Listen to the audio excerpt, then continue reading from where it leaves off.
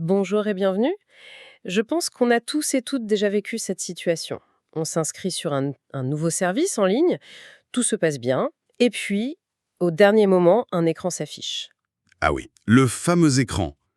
Le fameux écran. Pour finaliser, veuillez nous envoyer une photo de votre pièce d'identité et un selfie. Et là, il y a toujours ce petit moment d'hésitation. Oui, un flottement. On le fait, souvent un peu machinalement, mais on se demande quand même ce qui se passe vraiment à ce moment-là. C'est ça, on passe d'un simple échange d'informations, genre un email, un mot de passe. À quelque chose de beaucoup plus formel. D'un seul coup, on nous demande de prouver qui on est, dans le monde réel. Et ce petit clic, qui a l'air de rien, engage énormément de choses. C'est exactement le sujet qui va nous occuper aujourd'hui. C'est un peu la pièce qui manquait pour conclure notre exploration des grands principes de la vie numérique.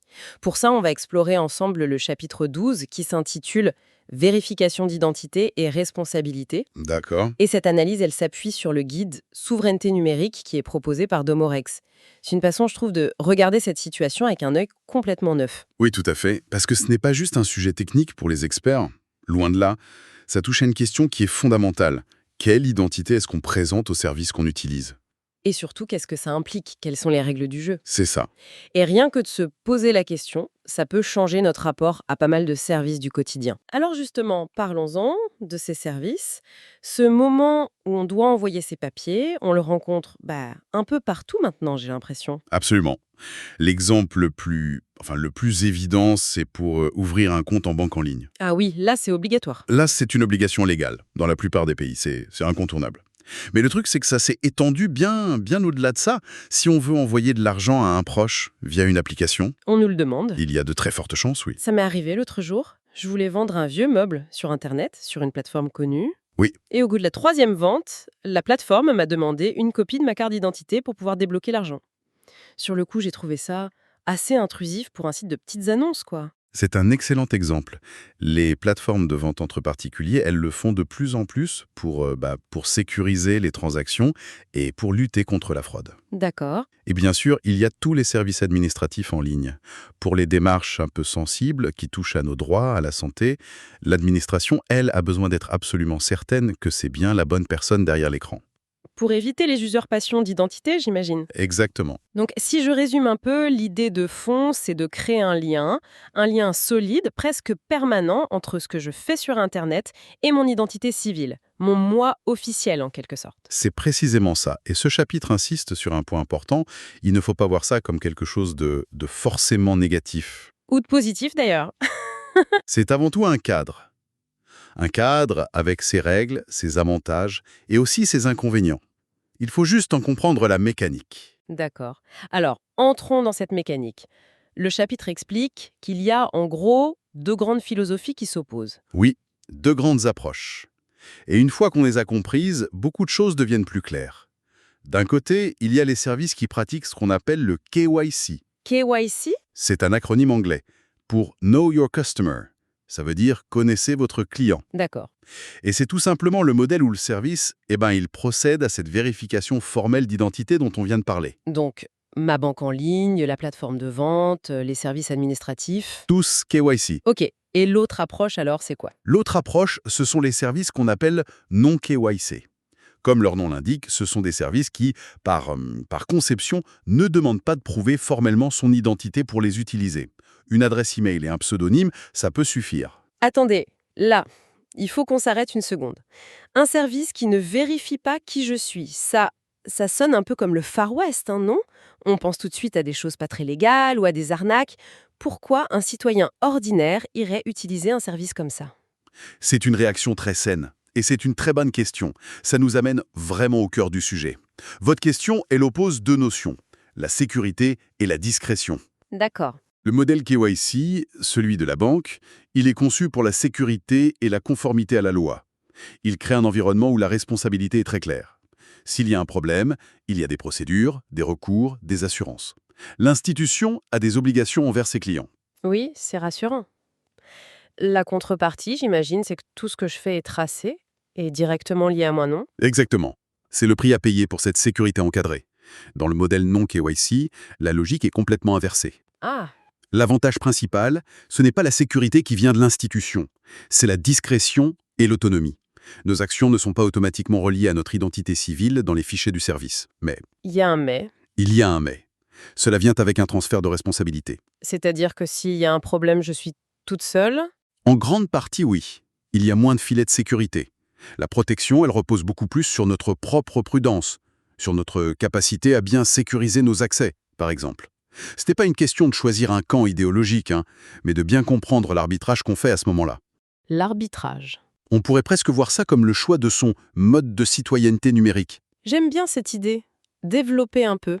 Eh bien, le modèle KYC, c'est un peu comme être citoyenne d'un État très organisé. Il y a des lois claires, une police, des tribunaux pour nous protéger. En échange, on doit avoir des papiers d'identité, on est fiché, on a des obligations. Logique. Le modèle non KYC, c'est un peu comme vivre dans une communauté de pionniers, plus autonome. La liberté est maximale, mais la sécurité, c'est une affaire collective et, surtout, personnelle. Il n'y a pas de police centrale à appeler en cas de pépin. Vu comme ça, c'est beaucoup plus clair.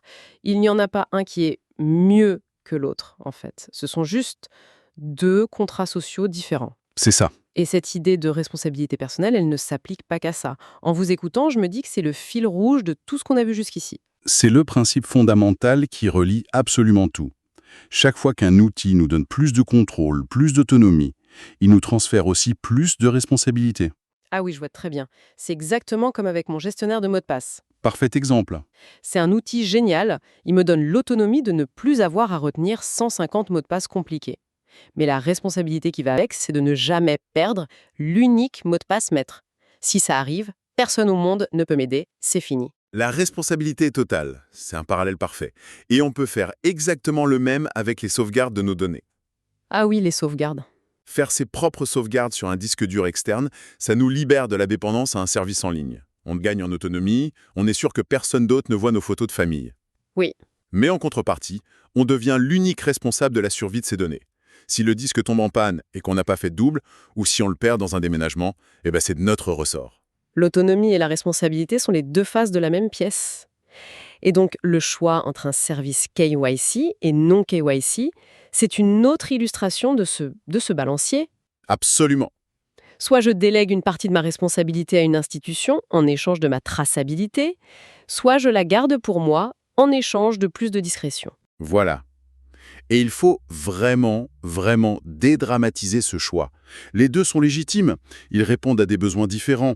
Pour gérer son argent au quotidien, la plupart des gens préfèrent, et à juste titre, le cadre structuré et sécurisant d'une banque KYC. Bien sûr. Savoir qu'on peut appeler un conseiller en cas de fraude sur sa carte, c'est primordial. Mais pour d'autres usages, peut-être moins critiques, certaines personnes pourraient privilégier la discrétion. Exactement. Pour des communications privées, des petites transactions ou simplement par conviction personnelle sur la protection de la vie privée. Certaines personnes préféreront des services qui en demandent le moins possible sur leur identité. C'est un arbitrage à faire au cas par cas. C'est un arbitrage qui dépend de notre personnalité, du contexte et puis du niveau de risque qu'on est prêt à accepter. D'accord, mais en pratique, tout ça, ça peut sembler un peu abstrait. On a nos habitudes, nos comptes sont déjà ouverts. Est-ce que l'objectif ici, c'est de nous pousser à tout remettre en question, à fermer nos comptes pour en ouvrir d'autres? Ça paraît un effort énorme. Non, absolument pas. Et c'est sans doute le message le plus important de ce chapitre. L'objectif n'est pas de changer ses habitudes du jour au lendemain. C'est de changer son regard sur ses habitudes. Changer son regard. C'est beaucoup plus subtil.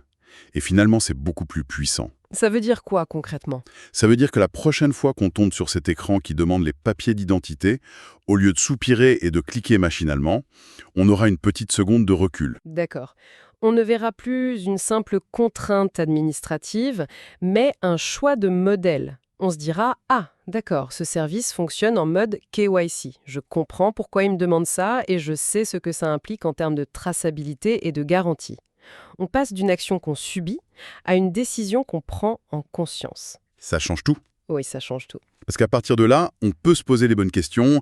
Est-ce que j'ai assez confiance en cette entreprise pour les donner une copie de ma pièce d'identité?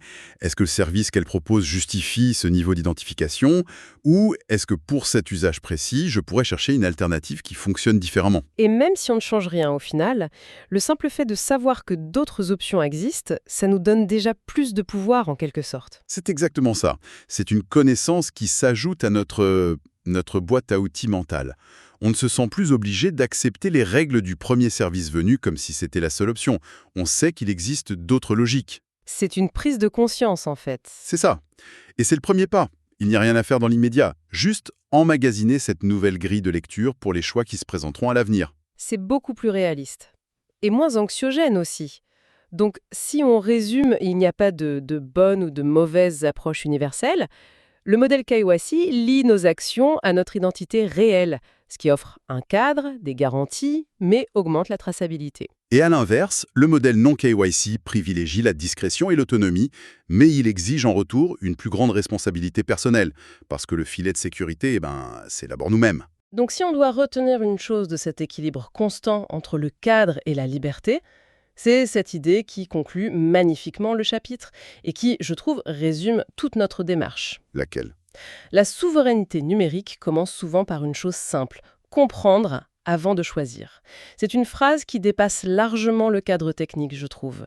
C'est une véritable philosophie de vie numérique.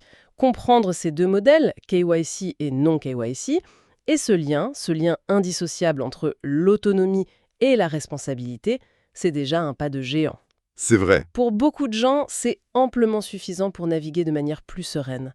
C'est déjà une énorme victoire de ne plus être passive face à ces demandes. C'est l'essentiel. Mais j'aimerais juste ouvrir une dernière porte pour celles et ceux que cette discussion aurait particulièrement intrigués.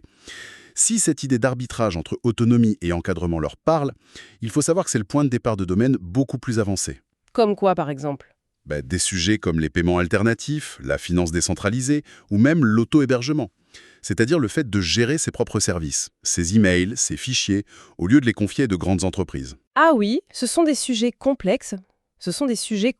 Oui, qui demandent un investissement en temps et en connaissances, bien sûr. Mais ils reposent tous sur ce principe fondamental, accepter plus de responsabilités pour gagner en autonomie. C'est un chemin qui existe. La connaissance ouvre des portes, même si on décide de ne pas les franchir tout de suite. Merci beaucoup pour votre écoute. Alors voilà, si jamais ce chapitre vous a été utile, sachez que vous trouverez des ressources complémentaires directement sur le site web de Domorex. Pour ça, rendez-vous sur domorex.com. D'ailleurs, le lien est indiqué juste en dessous, dans la description. Sur ce, je vous dis à très bientôt dans le prochain épisode et passez une excellente journée.